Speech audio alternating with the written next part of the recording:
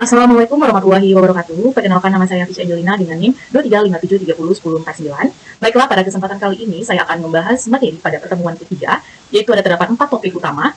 Pertama, topiknya itu adalah penerapan view binding. Topik kedua, pengenalan atribut components. Topik ketiga, penambahan research. Topik keempat, navigasi antar activity.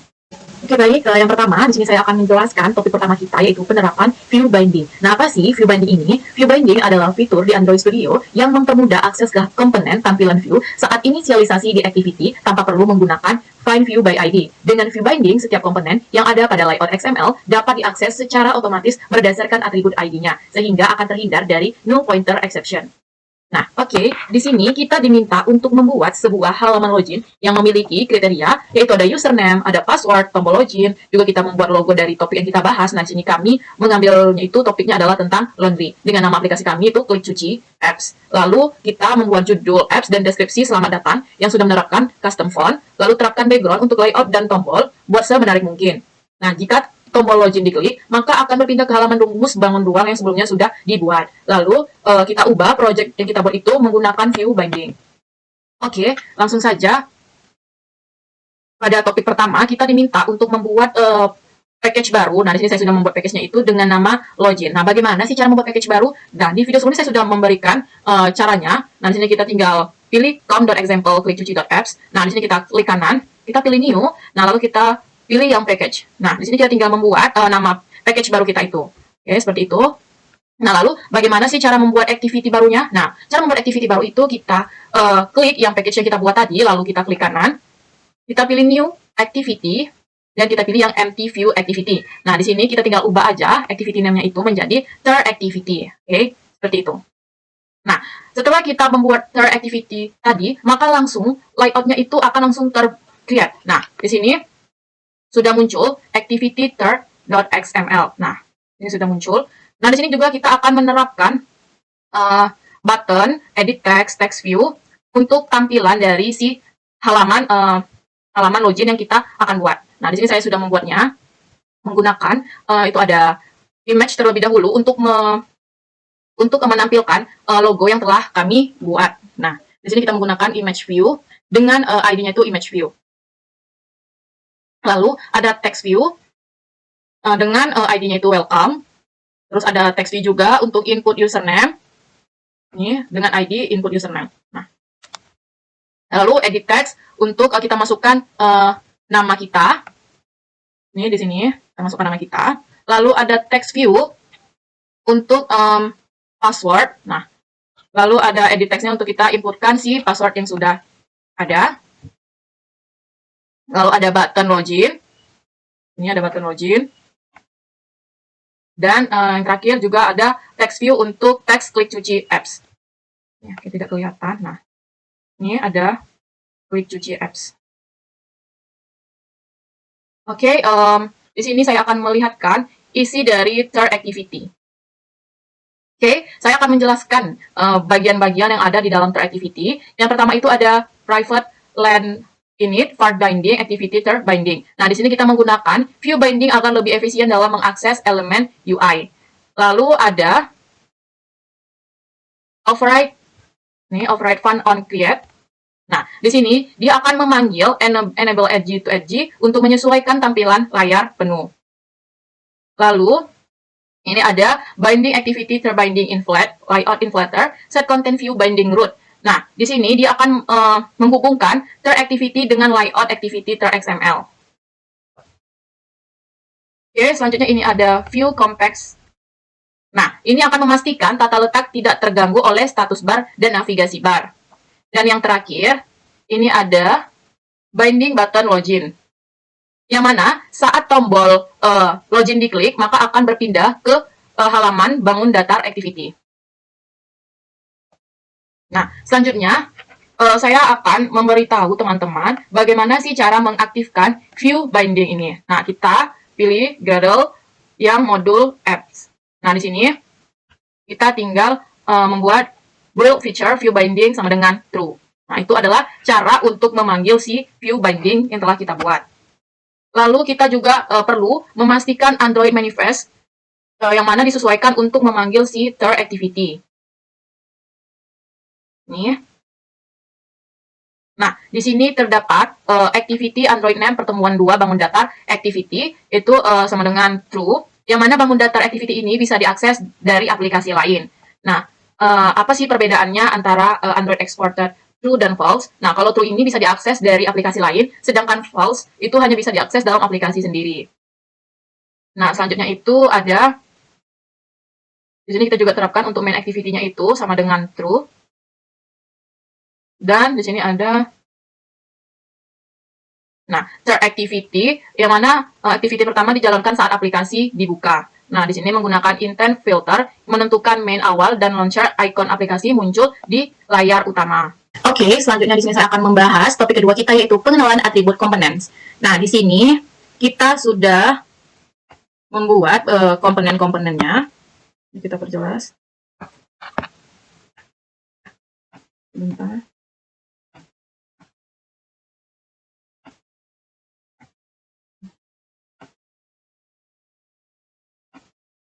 Nah, seperti ini.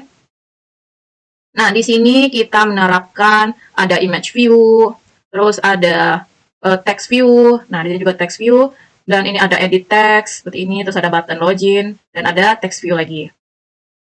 Nah, di sini kita buka dulu, codingannya. Nah, di sini kan ada penerapan wrap content dan match content. Nah, apa sih perbedaan dari si wrap content nih, wrap content seperti ini dengan match content? Nah, sini nih seperti ini. Wrap content dengan match parent. Nah, web content sendiri itu ukuran elemennya ini menyesuaikan dengan isi di dalamnya. Nah, di sini saya menggunakan web content, jadi dia itu agar tampilan itu lebih bagus dan menyesuaikan dengan isi yang di dalam aplikasi saya itu Kecuci. Nah, sementara kalau kita pakai match parent, itu ukuran elemennya akan memenuhi ruangan yang tersedia dari si parents. Jadi, tombol login yang seperti yang saya buat ini akan full menutupi layoutnya. Nah, kalau ini kan tidak. Ini dia terletak di tengah-tengah dan masih ada space di sisi kiri dan kanannya. Nah, kalau kita pakai match parent itu, dia menutupi secara keseluruhan ruangan yang ada di layout. Nah, lalu ada layout margin horizontal. Ini layout margin horizontal. Nah, ini memberikan margin left dan right dari si parents. Nah, kita coba aja deh buka. Nah, seperti ini ya. Ini itu dia memberikan margin left dan right dari si parents. Nah, sementara kalau margin vertikal itu dia memberikan margin top dan bottom dari parents nih. Seperti ini. Lalu di sini kita bisa mengatur untuk background tint dari si button yang kita buat ini, kita bisa ubah warnanya. Ini seperti ini, kita sudah set menjadi warna biru. Nanti kita tinggal klik pada kotak warna di samping untuk menampilkan color picture-nya. Nah, ada beberapa atribut umum lainnya, yaitu ada padding horizontal, yang mana memberikan fungsi jarak horizontal antara isi elemen dengan batas elemen itu sendiri.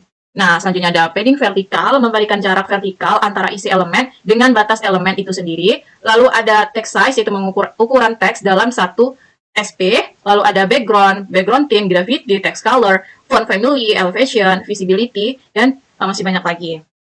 Oke, selanjutnya saya akan membahas topik ketiga kita, yaitu penambahan research. Nah, bagaimana sih cara kita menambahkan sebuah gambar, sebuah font? Nah, seperti ini ya teman-teman caranya. Kita, misalnya kita akan menambahkan sebuah gambar. Nah, kan karena kita diminta untuk menambahkan sebuah logo dari aplikasi kita. Nah, caranya itu kita klik aja drawable. Lalu, file gambar atau logo yang telah kita buat itu, kita letakkan filenya itu di folder drawable yang background. Kita paste aja, kita salin terlebih dahulu filenya itu di file manager kita, lalu setelah itu kita paste di drawable. Nah, selanjutnya di sini kan sudah ada nih logo dari aplikasi yang telah kami buat. Nah, selanjutnya itu ada penerapan font. Nah, bagaimana sih cara kita mengcustom si font ini? Nah, caranya itu kita tinggal buka Google Font. Kita tinggal pilih nih mana font yang akan kita gunakan. Misalnya ini, Lato. Lalu kita klik Get Font. Kita download. Nah, seperti ini. Kita buka File Manager. Kita klik kanan. lalu kita ekstrak. Nah, setelah itu kita buka yang lato tadi. Nah, kita misalnya pilihnya yang ini, kita salin.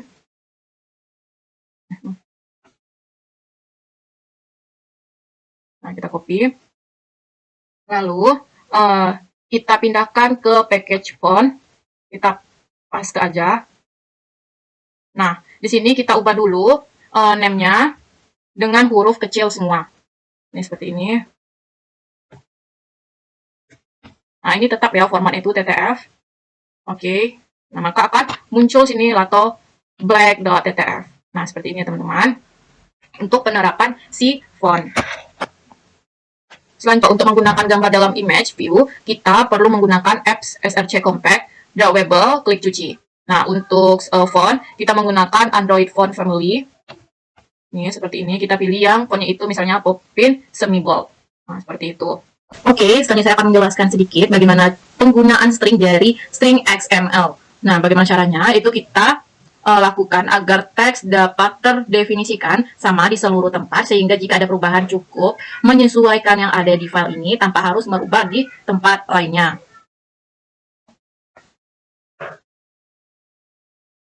Nah, di sini saya sedikit jelaskan pada string XML ini, yang mana sini terdapat research yang menyimpan semua komponen research string dalam aplikasi Android.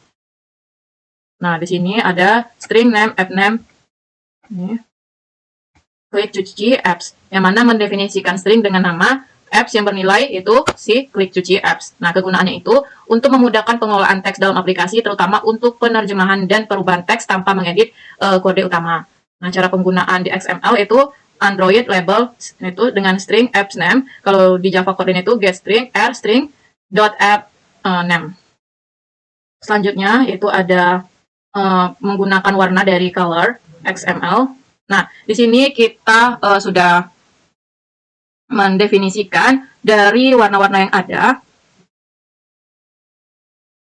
Nah, di sini kita daftarkannya itu ada warna merah muda, ada warna white dan black. Nah, di sini kita tinggal membuatnya seperti ini. Nah, jika kita sudah membuatnya seperti ini, maka color tersebut dapat kita gunakan langsung. Nih, dapat kita gunakan langsung. Contohnya itu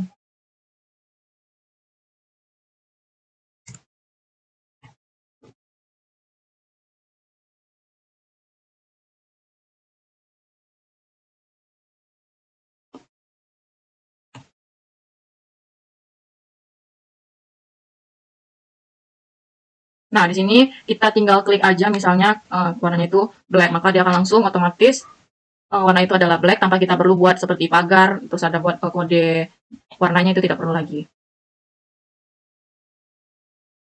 Kita coba lagi. Nah, maka dia langsung terubah background itu menjadi warna itu black. Cuman sebagai contoh penerapan dari si color XML tadi, kita daftarkan dulu di XML-nya, lalu kita tinggal manggilnya itu dengan kode seperti yang saya contohkan tadi. Oke, selanjutnya saya akan membahas topik keempat kita, yaitu navigasi antar activity. Itu intent digunakan untuk berpindah dari satu activity ke activity lain dalam aplikasi.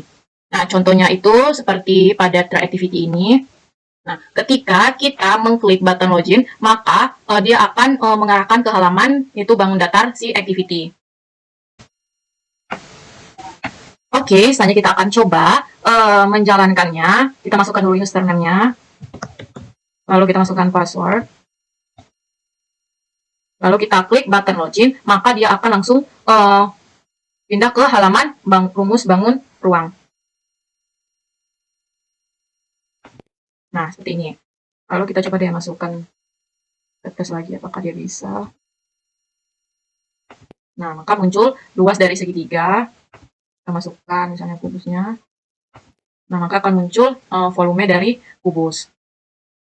Oke, di sini saya sudah menerapkan logo, terus dapat username, password, terus ada button login, terus ada judul welcome to Klik Cuci. Nah, di sini saya sudah menerapkan semua perintah.